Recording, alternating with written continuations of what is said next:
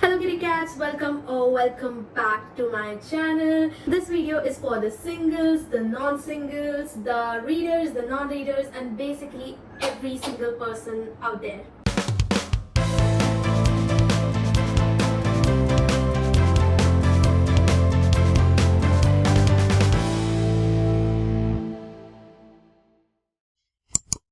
And today we are gonna talk about self-love, baby. So ignore my voice if it's kind of funny because I am sick. Actually, I was sick, and this is kind of the after effects of being sick. So yeah, we are gonna talk about self-love. Trust me, the hoes and the haters, they're gonna be mad. But whatever, they be mad all the time, and it's high time that we talk about self-love.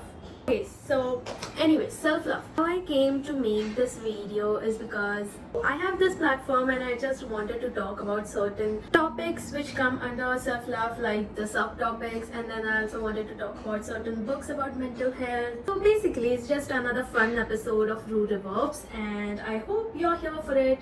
Obviously, I'm here for it. I just want you to not be closed-minded about whatever I'm gonna say today, because then what's the point of you being here? First things first, no form of love is greater than self-love. Self-love is the base of everything.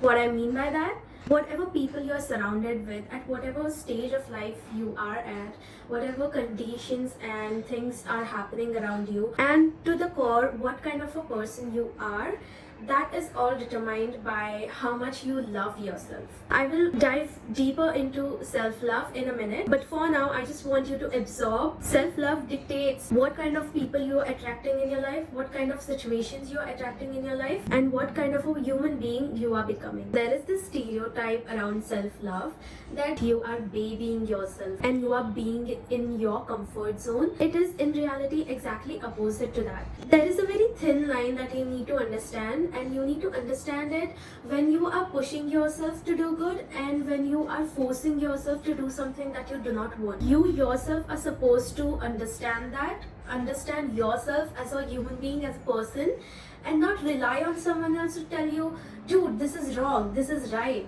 Okay, so now that we have established that self-love is the basis of everything, we need to love ourselves and blah blah blah, whatever. I'll tell you why it is important. Self-love is not just for you, it's also for the people who are gonna thrive around you. You don't want to be a party pooper, and by party pooper, I mean you don't want to be a person who is dull all the time. Obviously, it's not possible to be happy 24/7, but when you love yourself enough, you become this globe of radiant energy. And when you become that, you radiate that energy onto others as well who are surrounding you, your friends, your family, your partner, your children, whomever. If you are not loving yourself enough, you are not just doing injustice to yourself, but you are also doing injustice to the people who are around you, because they are gonna get a really dull person all the time. This might be a very hard pill to take in, but this is the truth.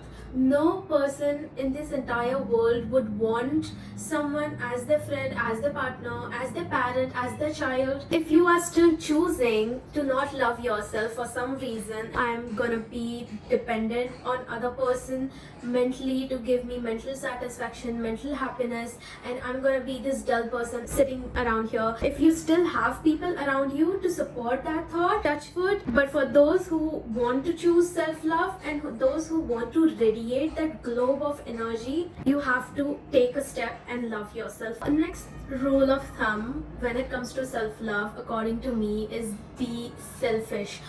Oh my god, be selfish loudly. People should call you selfish, is what I mean. When I say and when I tell you to be selfish, I'm not telling you to be unkind. There is a very distinct definitions of being unkind and being selfish when it comes to self-love. The context is self-love. Please do not take this sentence anywhere else. In the context of self-love, being selfish is entirely different, and being arrogant, unkind, negative is entirely different. When I tell you to be selfish, you have to be present in your life first, and then only self-love will work. And obviously, no freaking person in this entire world owes anything to you. You are the person who is responsible for your happy mental state and your good happy self. Be selfish really really loudly. Be so present in your life that you do not miss anyone's absence, and whenever you do something good, clap for yourself so hard that you do not notice who else does not. I actually want to meet that person who said give love to others and it will find its way back to you. Honey, you do not know when all of that love you're giving here and there is going to be back to you, and when it will be back to you, and is it really going to be back to you? It is good that you give love to others. It is good that you are really overly kind-hearted towards others, but you need to do that for yourself first and foremost. The universe is not gonna be like, oh wow, she is really a giver, she is putting others before herself, let me give her a little more so that she can give to others. No, the universe rewards that person who plants that seed of love and kindness within themselves. When you plant that seed of self-love, kindness, happiness within you first, you are helping not just one person or two persons. You are helping multiple people out there. You never know who's going to get inspired by you, how many people look up to you. And trust me, happiness is really contagious. Like when you self-love, you are really happy, you're thriving, and that is contagious. People will grab onto your energy and they will flourish in that. Just this once, I'll take you back to my statement wherein I said self-love is not just for you, it's for other people as well. If you are really tired, if you don't want to go out, and if you still force yourself to go in certain situations and give out your energy to others, you are going to be really frustrated. When you realize that, it's too late. As a result, you are going to bash out on the people who don't even know that these things are happening in your life, right? Innocent people are getting hurt. You yourself are getting hurt. For what? Just for you decided that you don't want to love yourself, you don't want to respect yourself, you don't want to put yourself first. Is that why you want to put innocent people and yourself in danger? I don't get it. I don't want to say it again and again in the video, but I don't want people to take me in a wrong way. Whatever I'm saying, that is in context to self-love only. You don't have to be unkind to love yourself. You can be that much graceful when and where you know that this is the amount of energy I'm gonna give to people and this is reserved for only and only me. You are not gonna take out chunks of that energy which is saved for you and give it to someone else or some people or something or some place. And that is the self-respect that you need to have. The next thing I want to say is you need to value yourself. As I said, the universe is not gonna respect a giver because you are doing nothing. You're just passing on your energy to somebody else. The universe claps for the people and gives more to the people who value themselves and who make something bigger out of their own energy. Valuing yourself is not a biggie. As I said, there is a really thin line between pushing yourself and forcing yourself. You need to know that first and foremost. You need to know when to push yourself out of your comfort zone, and when things start hurting you, you take a step back. Taking a step back is really easier than getting thrown 3 steps back. Energy just understands it. Your body understands it. Your mind understands it. Don't be harsh on yourself when you do not do good. That is a very important thing. It's high time that you show the same level of kindness and empathy towards yourself as well. We are halfway there. I'm really tired of speaking and I'm sweating. I cannot put on the fan. It's gonna make noise in the video. Back to the video.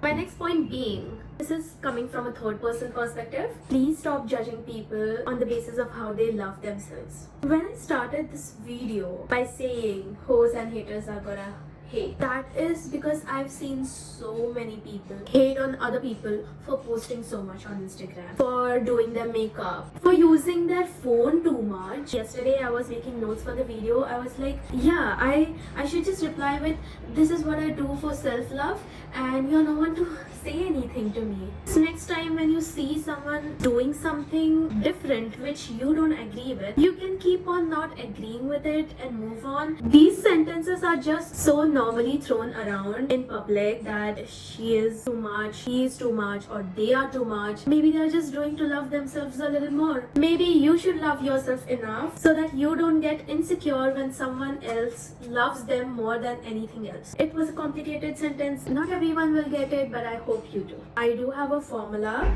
for helping you make good decisions when it comes to self-love. And that formula will act as a reminder as well. So we're gonna do a little quick girl math here. Ready? Self-love is directly proportional to best mental health. Just a disclaimer of this formula, that this formula is not a fact.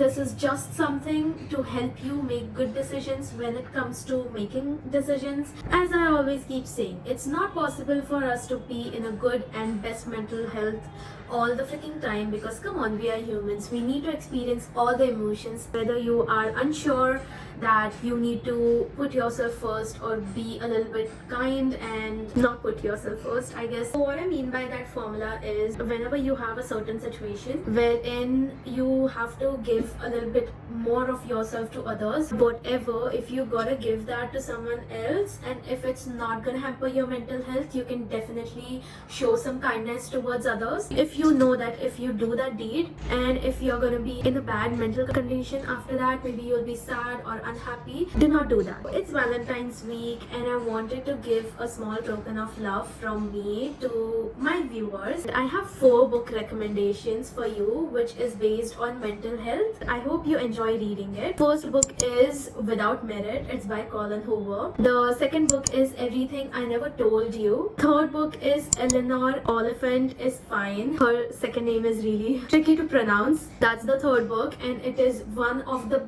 best books I've read about mental health. You can read that.